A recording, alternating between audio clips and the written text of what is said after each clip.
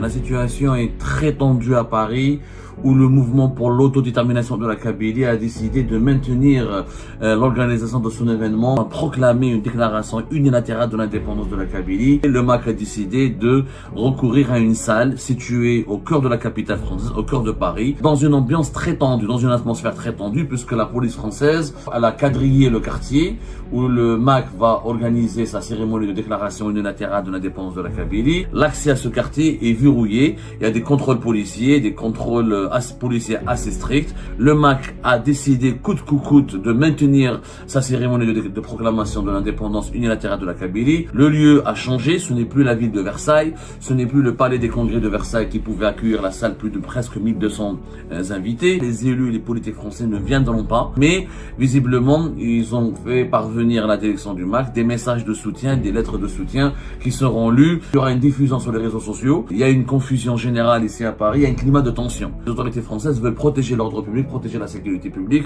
et la France ne veut pas et n'accepte pas de servir de théâtre d'affrontement violent. Le sujet est très sensible, l'indépendance de la Kabylie, la question kabyle, l'indépendance de la Kabylie, la sécession, le séparatisme, l'atteinte à l'intégrité territoriale de l'Algérie. La situation est très tendue à Paris, où le mouvement pour l'autodétermination de la Kabylie a décidé de maintenir l'organisation de son événement, consistant à prononcer une déclaration, à proclamer une déclaration unilatérale de l'indépendance de la Kabylie. Hier soir, on avait avec vous jusqu'à une heure très tardive pour vous expliquer que les autorités françaises ont décidé d'interdire cette manifestation et cette cérémonie officielle à laquelle devaient participer entre 1000 à 1200 invités, dont plus de 900 personnalités issues de plusieurs pays à travers le monde, dont des parlementaires marocains, israéliens et des politiques et des élus israéliens, des politiques et des parlementaires canadiens, des parlementaires, des sénateurs et des politiques français, des parlementaires, des sénateurs et des élus du Parlement européen, et un certain nombre de personnalités politiques étrangères.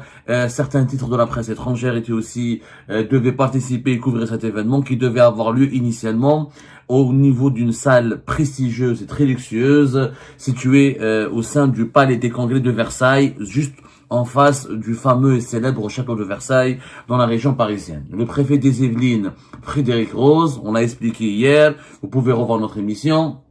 Nous avons même montré, preuve à l'appui, le document qui a été communiqué par la préfecture des Yvelines, qui est le département dont relève la ville de Versailles, dans la région Île-de-France, à Frédéric Rose, le préfet, à la fin de la journée, vers 18h, il communique une décision urgente pour demander l'annulation et l'interdiction de la manifestation du MAC au niveau de la salle des palais des congrès de Versailles.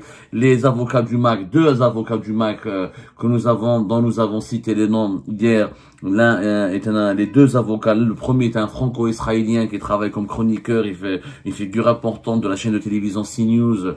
Le deuxième, il s'appelle Emmanuel Altit, qui est le défenseur, qui est l'un des avocats français de l'actuel premier ministre israélien Benjamin Netanyahu. Il s'appelle Emmanuel Altit. Les deux avocats ont été engagés par le MAC pour demander un recours au niveau du tribunal administratif de Versailles en référé, c'est-à-dire une procédure d'urgence pour contester cette décision de la préfecture des Yvelines, et le MAC espérait une réponse dès ces premières heures de la matinée pour lui permettre de récupérer la salle des palais des congrès de Versailles afin d'organiser sa cérémonie de proclamation de l'indépendance unilatérale de la Kabylie. Visiblement, la justice française au tribunal administratif de Versailles n'a pas rendu de verdict, ni à une heure tardive de la nuit, ni très tôt dans la matinée de dimanche. Nous sommes donc le 14 décembre 2025 et d'après les toutes dernières informations que nous venons de confirmer et de confirmer et de recouper, le MAC a décidé de recourir à une salle située au cœur de la capitale française, au cœur de Paris, et de maintenir cet événement dans une salle beaucoup plus petite, moins prestigieuse, mais dans une salle privée située à côté de l'Arc de Triomphe. À l'Arc de Triomphe, c'est pas très loin entre Porte-Maillot et Paris, dans une ambiance très tendue, dans une atmosphère très tendue, puisque la police française a encerclé, elle a quadrillé le quartier où le MAC va organiser sa cérémonie de déclaration unilatérale de l'indépendance de la Kabylie. Les forces des CRS, et la compagnie républicaine de sécurité, ce sont des unités mobiles de la police française spécialisées dans le maintien et le rétablissement de l'ordre public, qui ont ceinturé le quartier.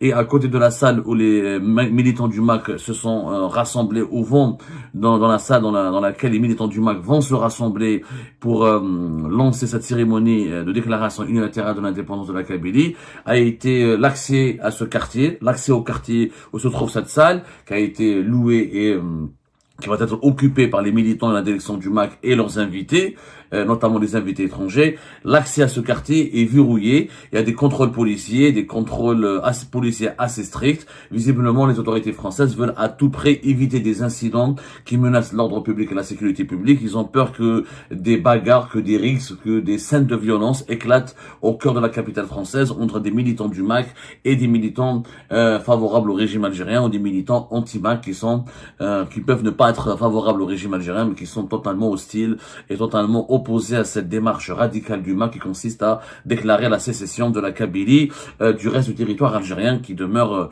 de surcroît, rappelons-le, une démarche très radicale et inédite dans l'histoire de l'Algérie depuis son indépendance. Donc le MAC a décidé coûte que coûte de maintenir sa cérémonie de proclamation de l'indépendance unilatérale de la Kabylie.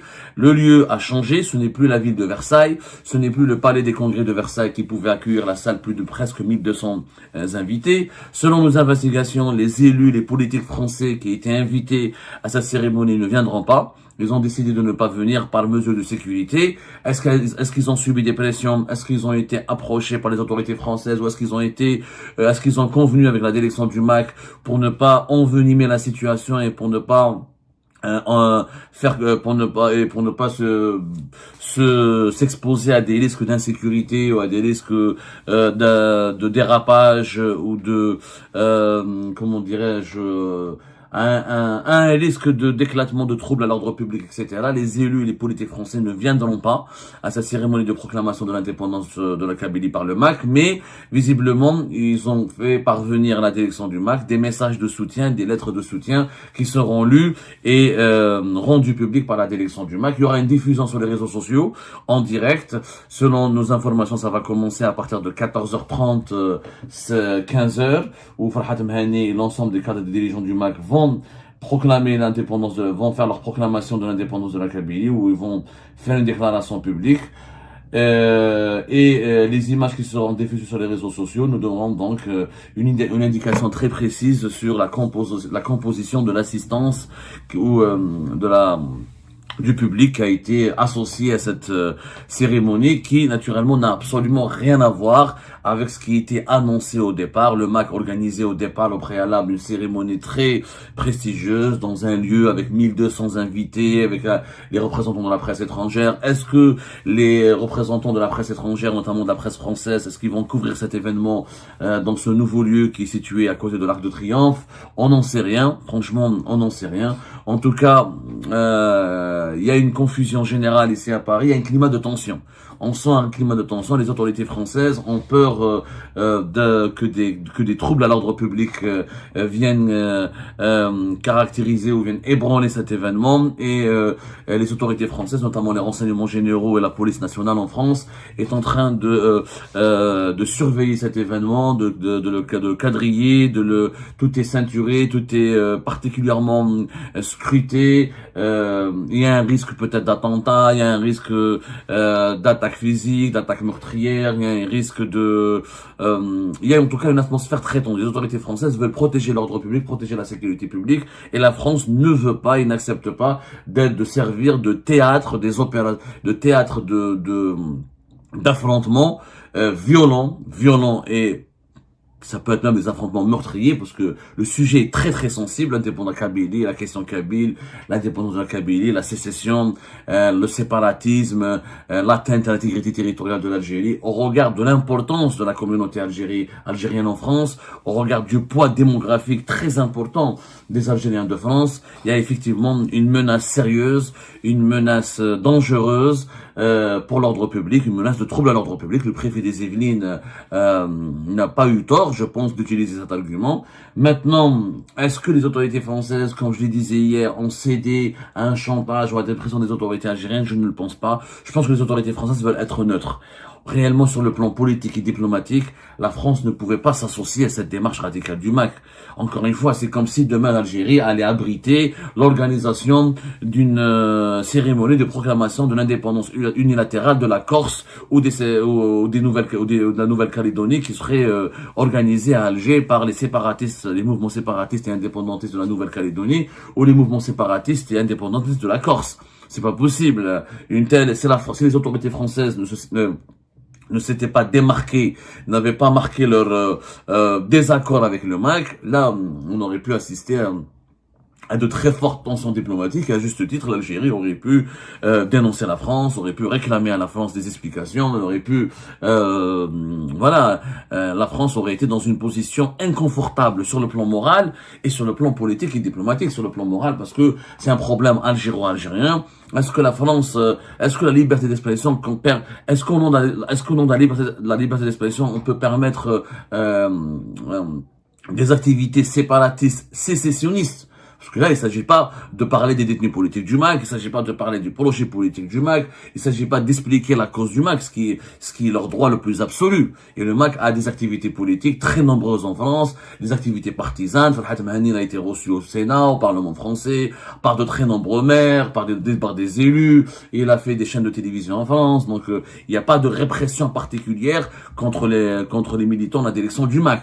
Mais là, il ne s'agit pas d'une liberté d'expression. Là, il s'agit d'une activité politique partisane qui vise à faire sécession, à diviser un territoire d'un pays avec lequel la France a beaucoup d'intérêts, elle a beaucoup d'ailleurs de tensions, elle a beaucoup de problèmes. Donc les autorités françaises ont voulu à tout prix se démarquer de cet événement controversé, de cet événement sulfureux et je dirais pas, ils l'ont interdit officiellement, donc les autorités françaises ont interdit l'organisation de cette cérémonie. Le MAC, il n'est pas dans l'illégalité de prendre une autre salle. Il faut savoir que prendre une autre salle, il n'est pas dans l'illégalité. En France, louer une salle privée, ça ne demande pas une autorisation préfectorale.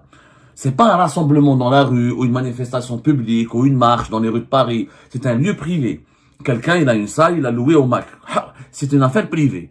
Tant que l'événement ne déborde pas dans la rue, tant qu'il n'y a pas de débordement, c'est le mot que je cherchais tout à l'heure, tant qu'il n'y a pas de débordement qui menace l'ordre public et la sécurité publique, les autorités françaises ne peuvent pas intervenir. Par contre, comme il s'agit d'un événement très sensible, comme les militants du MAC sont ciblés, comme il y a certains militants du MAC qui sont eux-mêmes aussi violents et radicaux, comme il y a des militants du proche du régime algérien ou pro-régime algérien qui veulent en découdre avec les militants du MAC et qui veulent les menacer et qui risquent de s'en prendre à eux physiquement, et on a un risque d'affrontement, je dirais un affrontement violent, voire meurtrier. On ne sait pas, peut-être qu'il y a des voyous qui vont venir avec des armes blanches, peut-être qu'il y a des énergumènes qui vont essayer de semer la zizanie ou semer le chaos dans la rue de Paris, prétextant une protestation, une manifestation contre les militants du MAC. Et là, ça peut tourner au vinaigre et les débordements peuvent causer des dégâts importants. Il y a du mobilier public, il y a des installations publiques. Je comprends totalement la logique sécuritaire des autorités françaises. Je dis la vérité, je la comprends, et c'est normal que les autorités françaises appréhendent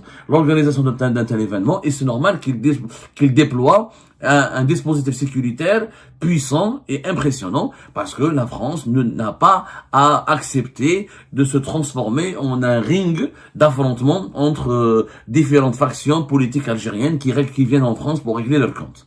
Voilà ce qui est le dernier point que nous pouvons faire sur la situation. Nous attendons donc le début de cette cérémonie que le MAC a voulu maintenir coûte que coûte. Il n'est pas dans l'illégalité, je le rappelle. Il serait dans l'illégalité si les militants du MAC investissent la rue, ou essaient de marcher dans les rues, ou essaient de faire un rassemblement. Officiellement, il n'y aura pas de politiques français qui vont participer à cet événement.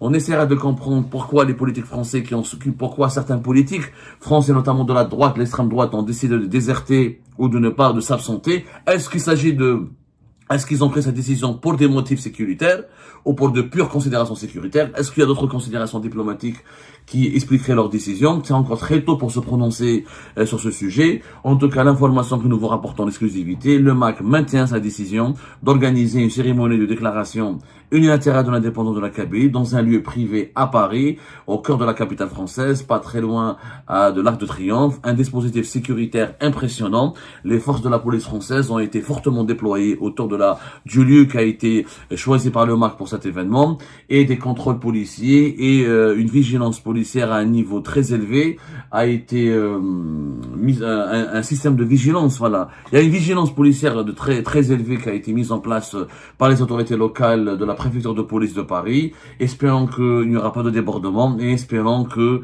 notre communauté nationale, la communauté algérienne en France, va nous éviter le spectacle désolant de scènes de violence ou de pillage ou de débordement dans l'espace public français. Encore une fois, ça va nuire à l'image de notre pays, ça va porter un énorme préjudice à l'image de notre pays. Soyons, s'il vous plaît, chacun a le droit d'exprimer ses opinions. On a tout à fait le droit d'être contre le MAC.